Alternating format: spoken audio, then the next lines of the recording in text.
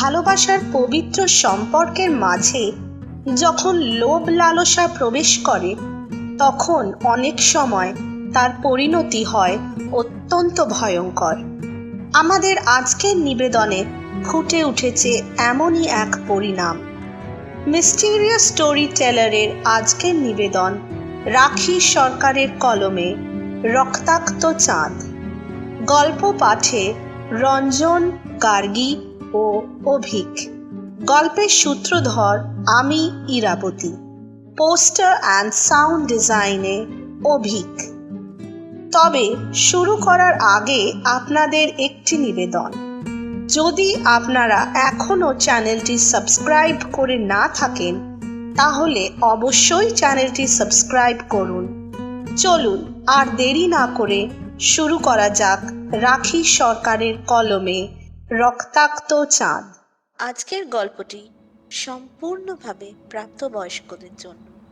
সমুদ্র পৃষ্ঠ থেকে প্রায় 12,000 ফুট উঁচু পর্বত শৃঙ্গে দাঁড়িয়ে পূর্ণিমার চাঁদ দেখতে পাওয়া অনেকটা হাতে চাঁদ পাওয়ার সমান। যেন মনে হয় চাঁদটা মাটির অনেক কাছাকাছি নেমে এসেছে। হাত বাড়ালেই বুঝি ধরা যায়। চাঁদের গায়ের কলঙ্কগুলো আজ আরও স্পষ্ট। এমনই হয় বুঝি, সুন্দর জিনিসকে যত কাছ থেকে দেখা যায় ততই তার ত্রুটিগুলো আরও উজ্জ্বল হয়ে ওঠে। আমার থেকে কিছুটা দূরেই দাঁড়িয়ে আছে ইলোরা। চাঁদের আলোয় ভিজে ওকে আরও লাস্যময়ী লাগছে। ইচ্ছে করছে এই চাঁদের আলোয় ইলোরার দুহাত জড়িয়ে গলা ছেড়ে গিয়ে উঠি আরতি মুখোপাধ্যায়ের সেই গানটি, এই মম যোছনায় অঙ্গ ভিজিয়ে এসো না গল্প করি। আমাদের সাথে আসা ছেলেগুলো একটু দূরে দাঁড়িয়ে সিগারেট টানছে চাঁদের দিকে চেয়ে। ছেলে চারটের মধ্যে একজন বাদে সকলেই অসমিয়া, বাংলা অল্প স্বল্প বোঝে। এদের সাথে আমাদের আলাপ আজ সকালে মানেভঞ্জন থেকে ল্যান্ড রোভার নেওয়ার সময়। কলকাতা থেকে আমি আর ইলোরা একাই এসেছি। ভেবেছিলাম মানেভঞ্জন থেকে দুজনে একটা গাড়ি ভাড়া করে নিয়ে যাব, তারপর ওই ছেলেগুলোর সাথে আলাপ। ওরাও সান্দাকপু হয়ে ফালুট যাবে, সুতরাং একসাথে গেলে উভয়েরই বেশ কিছু পয়সার সাশ্রয় হবে। তাই ইলোরাও আর তেমন আপত্তি তোলেনি। পথেই বেশ আলাপ জমে গিয়েছিল চারজনের সাথে। ইলোরাও ওদের সাথে আসতে তেমন অস্বস্তি বোধ করেনি। সান্দাকফু ছাড়িয়ে ফালুটের দিকে যেতে আরও 2 কিলোমিটার এগিয়ে আমাদের হোমস্টে। ছেলেগুলোই এই হোমস্টের খোঁজ দিয়েছিল, তবে এখানে কারেন্টের কোনো ব্যবস্থা নেই। কাঠের আগুনেই রান্না থেকে স্নানের জল। একেবারে পাহাড়ের কিনারে একদম ছবির মতো সাজানো এই কাঠের হোমস্টেটি। জানালা খুললেই সামনে তুষারে ঢাকা কাঞ্চনজঙ্ঘা, চারিদিকে রডোডেনড্রনের জঙ্গল। লোকজন বলতে আমরা 6 জন আর হোমস্টের মালিকের পরিবারের ছোট বড় মিলিয়ে 5 জন। সন্ধ্যা 7টার দিকে পূর্ণিমার চাঁদ দেখতে সবাই বেরিয়ে পড়েছি। হোমস্টে থেকে 10 মিনিটের পথে একটা চূড়ায় এসে দাঁড়িয়েছি। চাঁদের আলোতে যেন দিনের মতো স্পষ্ট চারিদিক। এই ইলোরা, এই দিকটায় এসো, দেখে যাও বলে হাঁক দিলাম। ইলোরা দূরের অস্পষ্ট পাহাড়ের দিক থেকে আমার দিকে তাকালো। ওর পদ্ম পাপড়ির মতো বড় বড় চোখ দুটো আমার শুভদৃষ্টির দিনের কথাটা মনে পড়ে গেল। কি সরলতা, কি মাদকতা, কি অসাধারণ আবেগ ছিল চোখ দুটোতে। আচমকা পিছন থেকে কেউ আমায় মারল সজোরে ধাক্কা। নিজের 68 কিলো ওজনের শরীরের ভার যেন সামলাতে পারলাম না। ছিটকে পড়লাম সামনের খাদে। কোনো কিছু বোঝার আগেই হাজারো গাছের ধারালো ডাল যেন আমার শরীরটাকে ছিন্ন ভিন্ন করে তুলছিল। শরীরটা কেমন যেন হালকা হয়ে আসছিল। ইলোরার মুখটা বারবার চোখে ভাসছিল আমার। আমাকে ধাক্কাটা যে ওই 4 জন ছেলের দলের কেউ একজন মারল সে বিষয়ে আমি নিশ্চিত। নিজের কি হবে, কতটুকু সময় এই নিঃশ্বাসটুকু আমার শরীরে থাকবে বুঝতে পারছিলাম না। ইলোরার জন্য মুখটা মোচড় দিয়ে উঠছিল। আমাকে এইভাবে খাদে ঠেলে ফেলে দেওয়ার উদ্দেশ্য নির্ঘাত ইলোরাকে পাওয়া। চারটে নৃশংস নেকড়ে চাঁদের আলোয় ছিঁড়ে ছিঁড়ে খাবে আমার ইলোরাকে। মেয়েটাকে বিয়ের সময় কথা দিয়েছিলাম সারা জীবন আগলে রাখবো, কিন্তু পারলাম কোথায়? ওই ছেলেদের দলে যে বাঙালি ছেলেটা ছিল, তার চাহনি প্রথম থেকেই যে ইলোরার উপর ছিল তা আমি নিজেও লক্ষ্য করেছিলাম, কিন্তু ওরা এতটা হিংস্র হয়ে উঠবে তা আমি কল্পনাতেও আনতে পারিনি। এই জনমানব শূন্য পাহাড়ে কেউ শুনতে পাবে না মেয়েটার চিৎকার। হিংস্র পশুগুলো ইলোরার শরীরটা নিংড়ে নিয়ে নিশ্চিত ছুঁড়ে ফেলে দেবে এই খাদে। আর ভাবতে পারছিলাম না। বারে বারে পাথরে ধাক্কায় আমার সব ভাবনা নিভিয়ে দিচ্ছে। ভেবেছিলাম জীবনটা এইখানেই হয়তো শেষ হয়ে গেল।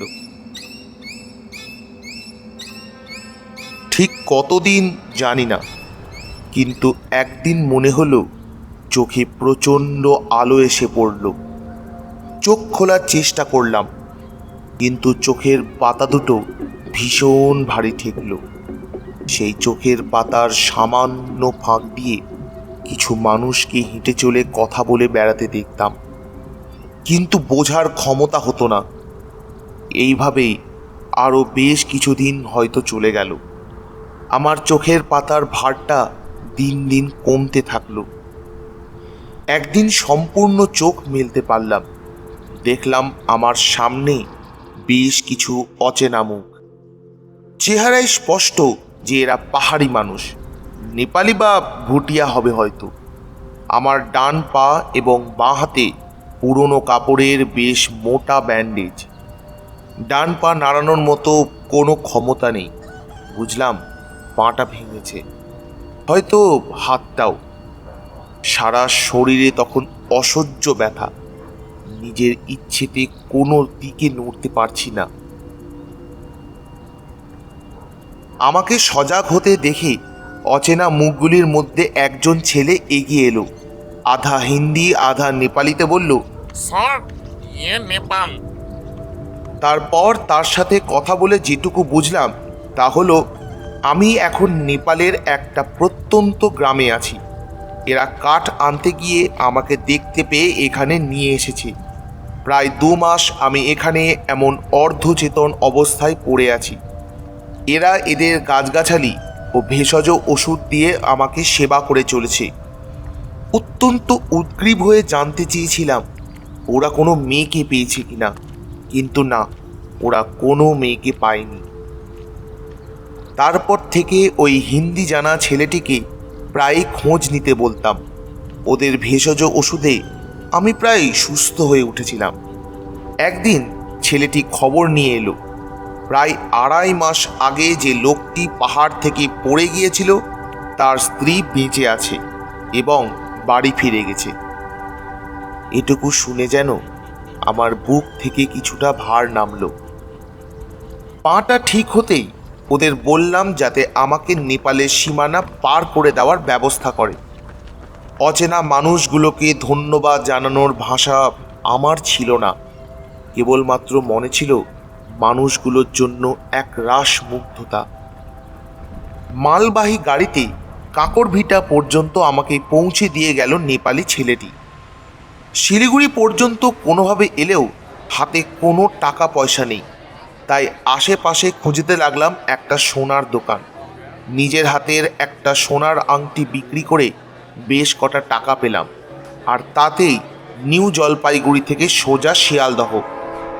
বেলঘরিয়া যখন পৌঁছালাম তখন পড়ন্ত দুপুর। মনের মধ্যে একটা অসম্ভব রকমের ভালো লাগা তৈরি হয়েছিল। মনে হচ্ছিল আজ যেন প্রথম ইলোরার সাথে দেখা করতে চলেছি। বেলঘরিয়া বাজার ঘুরে ইলোরার পছন্দের কাবাব রোল আর এক গোছা হলুদ গোলাপ কিনে ফেললাম। জানি না মেয়েটার সাথে পশুগুলো সেরাতে কি করেছে, কিভাবে মুখ বন্ধ করিয়েছে, কিন্তু আমার কাছে ইলোরা সব সময় প্রথম দিনের মতোই থাকবে। নোংরা ছোঁয়ায় মানুষের শরীর নোংরা হতে পারে, কিন্তু মন নোংরা হয় না। এসব ভাবতে ভাবতে হঠাৎ চোখ গেল দূরের বড় রাস্তার দিকে একটা রিকশাতে। ইলোরা না ওটা? আমার চোখ দুটো যেন এত সময়ে তৃপ্তি পেল। মনটা নতুন জল পাওয়া বকের মতো ছটফটিয়ে উঠল। কিন্তু ইলোরা থেকে চোখ সরতেই পাশে দেখতে পেলাম সেই ছেলেটিকে, সেই 4 জন ছেলের দলের বাঙালি ছেলেটি। ছেলেটির সাথে ইলোরার ব্যবহার দেখে আমি ভীষণ অবাক হয়ে গেলাম। ওদের দুজনের ব্যবহার ছিল সদ্য প্রেমে পড়া কিশোর কিশোরীর মতো। না, ইলোরার চোখে মুখে কোনো রকম মন খারাপের চিহ্ন নেই। আমার সব যেন কেমন তালগোল পাকিয়ে যাচ্ছিল। কিছু না ভেবেই আরেকটা রিক্সা ধরলাম ওদের পিছু নিতে। আমার পাড়ার গলিতে ওদের নামতে দেখে বুঝলাম ওরা বাড়িতেই যাচ্ছে। রিক্সা ছেড়ে একটা নির্জন জায়গায় মুখে রুমাল বেঁধে ঘণ্টাখানেক অপেক্ষা করলাম। এরই মধ্যে চারিদিকে সন্ধ্যা নেমে গেছে। চারিদিকে কেমন একটা অদ্ভুত আলো আঁধারি। শীতের সন্ধ্যা, লোকজনও বাইরে তেমন নেই। লোকজনের চোখ এড়িয়ে চলে এলাম আমার বাড়ির একদম পিছনে। বাড়ির পিছনের দিকের পাঁচিল টপকে ঢুকলাম ভিতরে। ঘরের ভেতর থেকে ইলোরার হাসির আওয়াজ কানে আসছে। সিঁড়ির নিচে ইলেকট্রিক মিটারের ফিউজটা খুলে দিতেই সারা বাড়িটা অন্ধকারে মুড়ে গেল। আর সেই অন্ধকারের সুযোগ নিয়ে আমি উঠে পড়লাম সিঁড়ির ঘরে। এরই মধ্যে ইলোরা আর ছেলেটি মোবাইলের টর্চ জ্বালিয়ে সিঁড়ির নিচে চলে এসেছে। শুনতে পেলাম ইলোরার কথাবার্তা। এই ফিউজটা খুললো কে? ছেলেটি ধীর গলায় বলল, কে আর খুলবে? হয়তো কোনোভাবে খুলে পড়ে গেছে। ইলোরার গলা শুনে মনে হলো সে বেশ চিন্তিত। চোর এসেছিল নাকি? ছেলেটি এবার হো হো করে হেসে বলে, চোর আসবে তোমার বাড়িতে? কিছু খুঁজে পাবে? যে গোপনে তুমি আলমারির চাবি লুকাও, চোরের বাপেরও সাধ্য নেই। এবার ইলোরার গলাটা বেশ গম্ভীর শোনালো। যদি অক্ষর ফিরে আসে? ছেলেটির গলাতে এবার বিরক্তির ভাব ফুটে উঠল। তোমাকে কতবার বলেছি অক্ষণ মারা গেছে, নিজের চোখে দেখেছো তুমি, তা সত্ত্বেও এসব নিয়ে কেন ভাবো? ধীর গলায় জবাব দেয় ইলোরা। না, মানে ওর লাশ তো পাওয়া গেল না। ছেলেটি এবার বেশ বীরত্বের ভাব নিয়ে বলল, যা জোরে ঠেলেছি, দেখো নেপালের কোন জঙ্গলে গিয়ে পড়েছে। হয়তো জঙ্গলের শিয়াল কুকুরি লাশ সাবার করে দিয়েছে। আমার কপালের শিরাগুলো রাগে ফুলে ফুলে উঠছিল। তার মানে এই ছেলেটি আমাকে পেছন থেকে ধাক্কা মেরেছিল, আর এসব ইলোরা জানা সত্ত্বেও ও এর সাথে আছে। ফিউজ লাগিয়ে ওরা দুজন ঘরে ঢুকে যায়। বারান্দার আলোটা নেভানো। আমি ধীর পায়ে নেমে এলাম বারান্দায়। জানালার সামান্য ফাঁক দিয়ে চোখ রাখলাম ঘরের দৃশ্য দেখার জন্য। কিন্তু যা দেখলাম তাতে আমার শরীরের প্রতিটি রক্তকণা যেন ফুটতে শুরু করলো। দুজন নারী পুরুষ একে অপরকে পাগলের মতো চুম্বন করছে। আসন্ন রতিক্রিয়ার জন্য একে অপরের পোশাক বিচ্যুত করতে মরিয়া। নিজের ঘরের বিছানায় নিজের স্ত্রীর সাথে পরপুরুষের রতিক্রিয়া দেখার মতো বুকের জোর আমার ছিল না। সিঁড়ি দিয়ে উঠে আসলাম ছাদে। আজও পূর্ণিমা, আকাশে চাঁদ উঠেছে। আজ যেন চাঁদটাকে বড় রক্তাক্ত মনে হলো। আমার হৃৎপিণ্ডের মতো ক্ষত বিক্ষত রক্তাক্ত চাঁদ। আস্তে আস্তে সব পরিষ্কার হয়ে গেল আমার কাছে। সান্দাকফু যাওয়া, পূর্ণিমার চাঁদ দেখা, আমাকে ফেলে দেওয়া, এই সবই পূর্ব পরিকল্পিত। কারণ একদিনের আলাপে তা সম্ভব নয়। আর আমি মরতে মরতেও ইলোরার কথা চিন্তা করেছিলাম, কিন্তু আসল বলির পাঁঠা ছিলাম আমি। ছাদের পিছনের সুপুরের গাছ ধরে নেমে এলাম নিচে। এসব করলে পাটাতে এখনো বেশ ব্যথা অনুভব হয়, কিন্তু সে ব্যথা এই বুকে ব্যথার কাছে নগণ্য। কোথায় যাব এখন? পুলিশের কাছে না মায়ের কাছে? তবে তার আগে একটা কাজ আমার বাকি আছে। তারপর ট্রেন ধরে চলে এলাম শিয়ালদাতে। প্রতি রাতে 200 টাকা দিয়ে থাকার মতো একটা শোবার ঘর নিলাম। সারাদিন এদিক ওদিক ঘুরে বেড়াতাম, আর সন্ধ্যা হলেই চলে আসতাম বেলঘড়িয়াতে। বাড়ির পিছনের অন্ধকার জায়গাটাতে ঘাপটি মেরে বসে থাকতাম ইলোরার বাড়ি থেকে বেরোনোর অপেক্ষায়। 3 দিন এভাবেই কেটে গেল। রাত 10টা পর্যন্ত অপেক্ষা করে হোটেলে ফিরে আসতাম। কিন্তু আজ রবিবার। ইলোরা তার চির অভ্যাসবশত সন্ধ্যাতে কেনাকাটা করতে বেরোবেই, আর আমি সেই সময়টুকুরই অপেক্ষায় ছিলাম। ভেবেছিলাম দুজনেই বেরোবে, কিন্তু হায় কি দুর্ভাগ্য!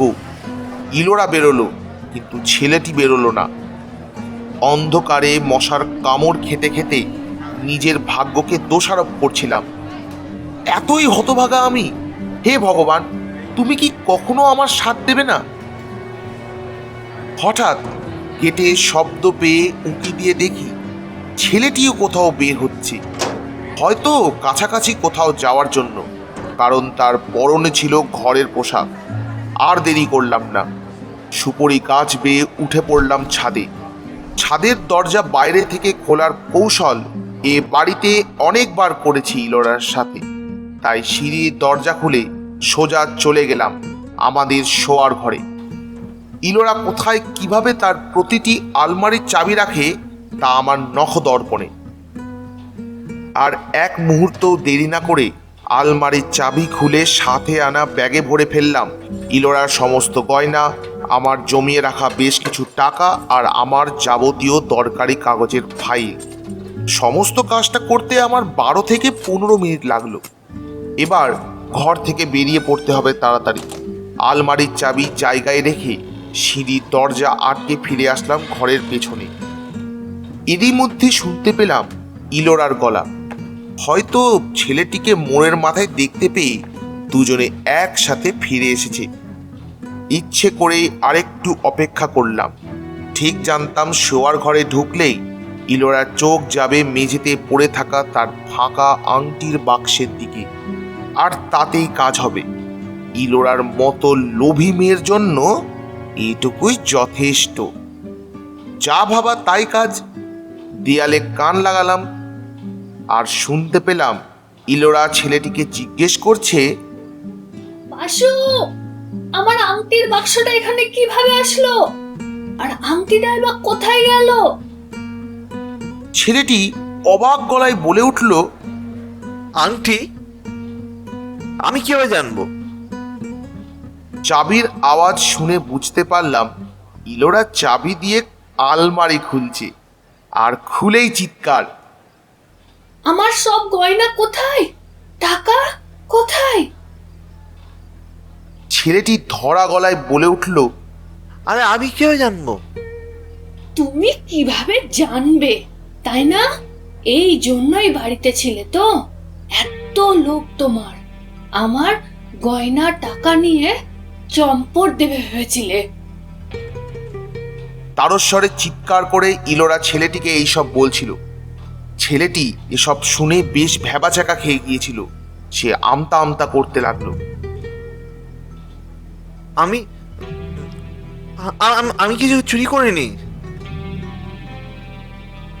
ইলোরার মতো মেয়ে টাকা গয়না হারানোয় সে যে কতটা হিংস্র হয়ে উঠতে পারে তা আমার আগে থেকেই জানা আছে।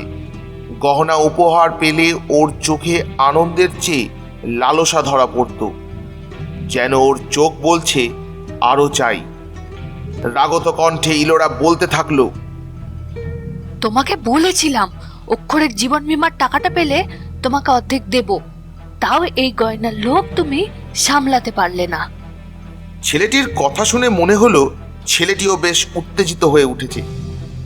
দেখো ইলোরা, আমাকে টাকা দেখিও না। টাকার লোভে আমি তোমার সাথে মিশিনি, তোমাকে সত্যি ভালোবেসেছিলাম। আর সেই কারণে তোমার কথা শুনে তোমার স্বামীকে পাহাড় থেকে ধাক্কা মেরেছিলাম আমি। ইলোরা ছেলেটির কথায় বিকৃতি করে বলল, তোমাকে সত্যি ভালোবেসেছিলাম ন্যাকা, পারি না। বলো, এই শরীরটাকে ভালোবেসেছিলে আর এত কিছু করেছো এই শরীরটার লোভে। ছেলেটি উত্তেজিত কণ্ঠে বলল, আজ থেকে তোমার সাথে আমার কোনো সম্পর্ক নেই। তোমার মতন লোভী মেয়ে কোনোদিনও কারো হতে পারবে না। ইলোরা চিৎকার করে ওঠে।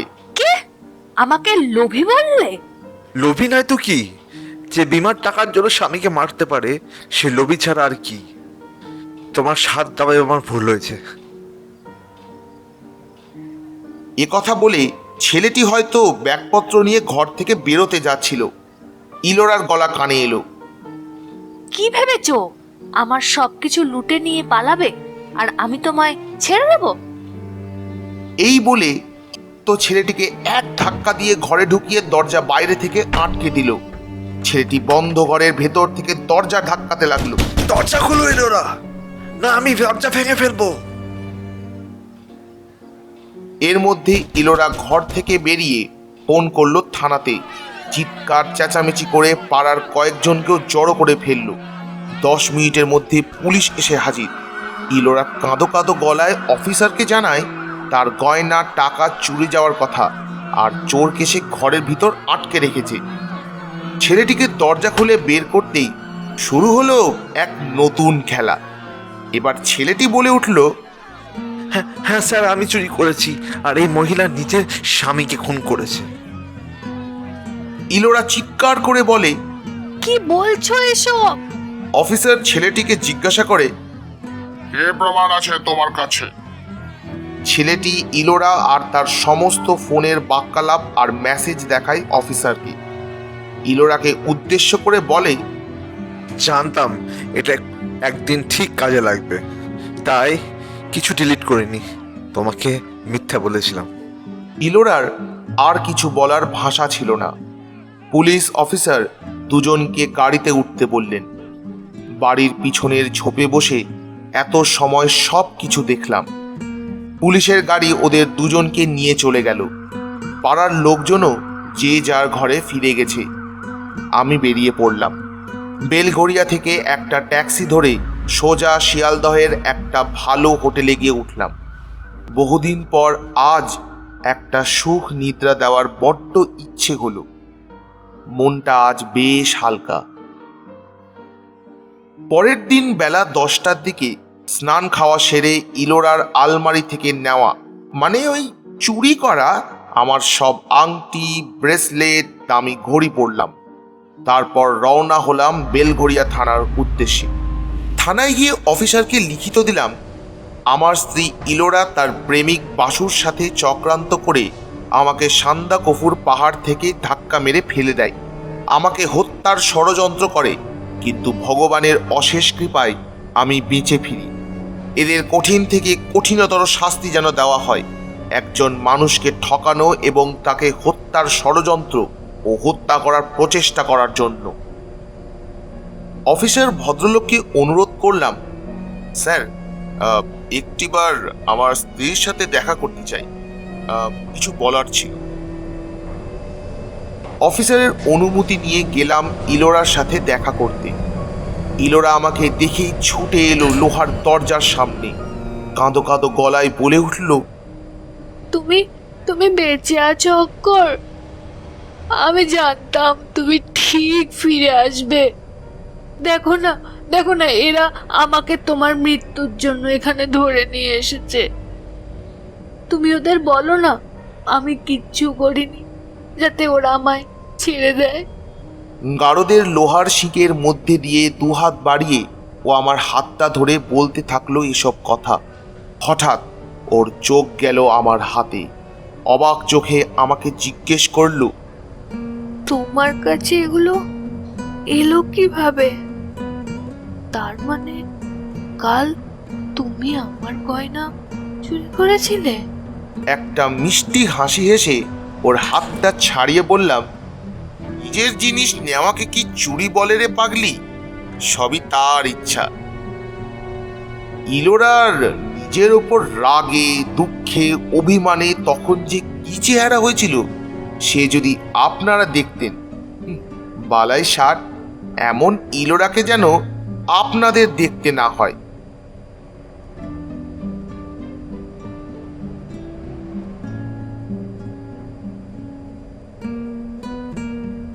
এতক্ষণ আপনারা শুনছিলেন রাখি সরকারের লেখা রক্তাক্ত চাঁদ।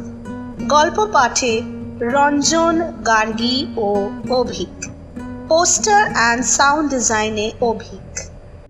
গল্পটি ভালো লাগলে লাইক করুন এবং এরকম আরও গল্প শুনতে সাবস্ক্রাইব করুন আমাদের চ্যানেল মিস্টিরিয়াস স্টোরি টেলার।